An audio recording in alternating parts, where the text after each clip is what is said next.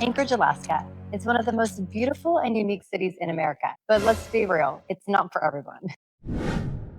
In this video, we're going to talk about the real reasons why Anchorage is bleeding people. And if you're thinking about moving to Alaska or you're already here questioning your choices, this video might just save you from making a $100,000 mistake. But here's where it gets interesting. I'm also revealing the top reasons why some people are actually moving to Anchorage right now, making more money than they ever imagined, and living a lifestyle that's impossible anywhere else in America. So stick around, because the plot twist will completely change how you think about Anchorage, Alaska.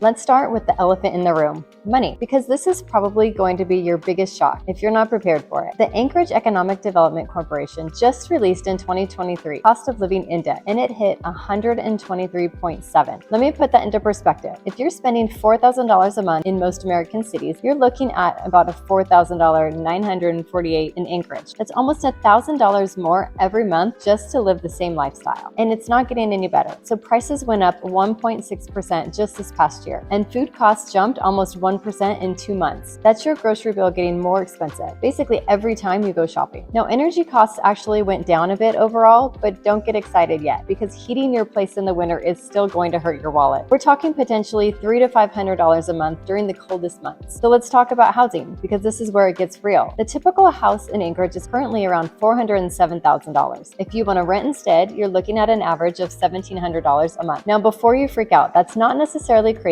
compared to places like California or New York, but it's definitely more than you would pay in Ohio or Texas for a similar place. And it is getting worse. The Urban Alaska's Consumer Price Index was up 1% year over year just through June of 2025. Food prices jumped 0.9% in just 2 months, and energy costs keep climbing. Okay, everyone knows Alaska has a brutal winter, but I don't think most people really get what that means day to day. So let me break it down for you. This past winter, Anchorage got over 132 inches of snow. That's 11 feet of snow, and it tied for the second snowiest season they have on record. Now you might be thinking, okay, but they know how to deal with the snow up there, right? Well, sort of. Even with all the plowing and equipment, the city literally could not keep up. Roads were not passable, kids couldn't get to school, people couldn't get to work. And speaking of school, they had to close about 23 times during the winter because it was too dangerous for buses to run. So if you've got kids and you're trying to work, that's a massive problem. And the damage doesn't stop when the snow melts. By spring, they had over 2,300 potholes to fix, double the normal rate. So if you're thinking about moving to Anchorage, you need to factor in higher heating bills, potential car repairs for bad roads, missing work, and when weather's too bad, and dealing with childcare when schools close unexpectedly. On the flip side, if you're someone who loves winter sports, skiing, snowshoeing, and all that, then this might actually be a huge plus for you. Depends on how you look at it.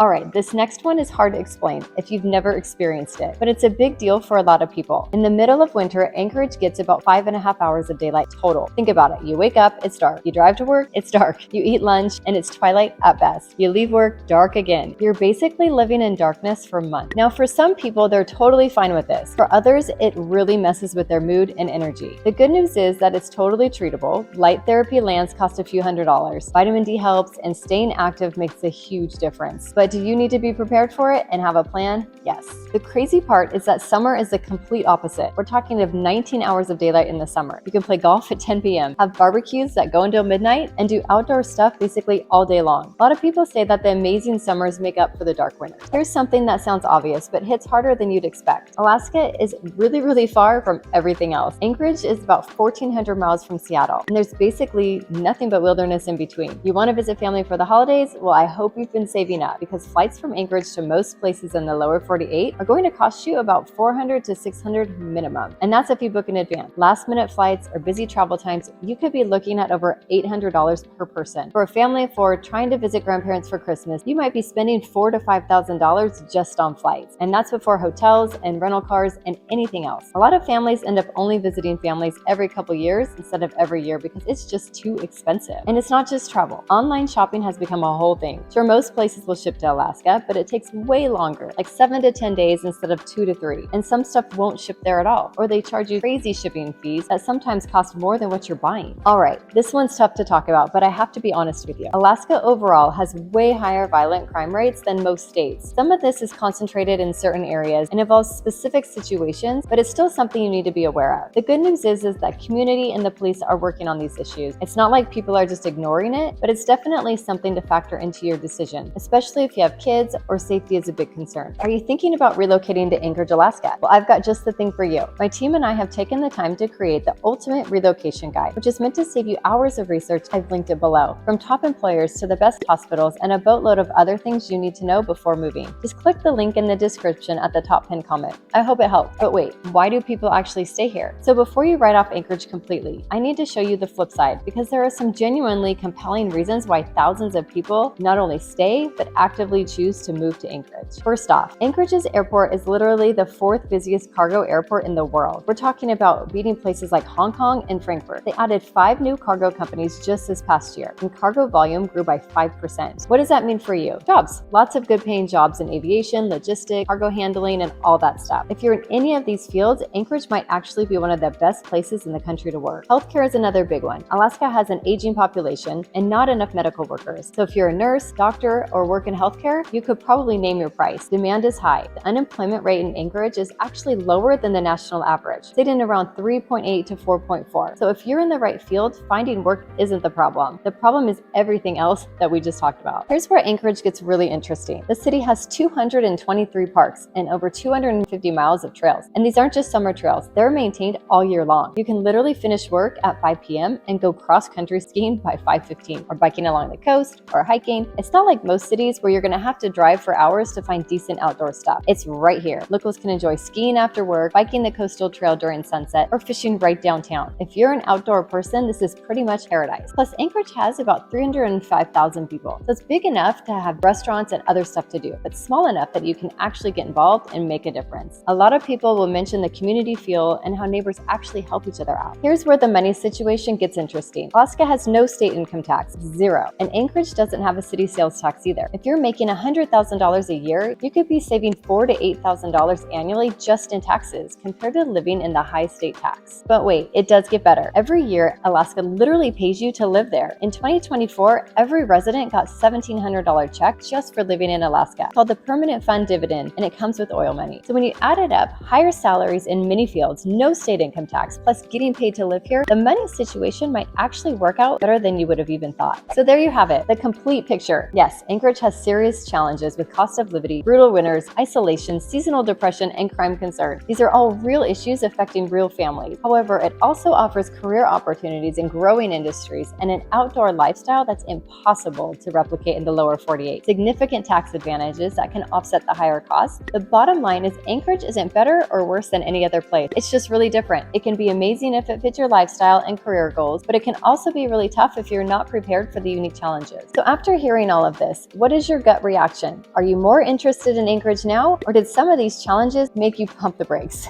I'm generally concerned of which factors might most affect you. Drop a comment and let me know. Is it the career opportunities that interest you, or are you more worried about the long, dark winters and the cost? I read every comment and I'd love to hear your thoughts. If this breakdown gave you a clearer picture of life in Anchorage, do me a favor, hit the like button. It'll help more people like this info. And before you pack your bags, don't miss the next video. 7 things you should never do when moving to Anchorage. It could save you from making a really expensive mistake. Click right here.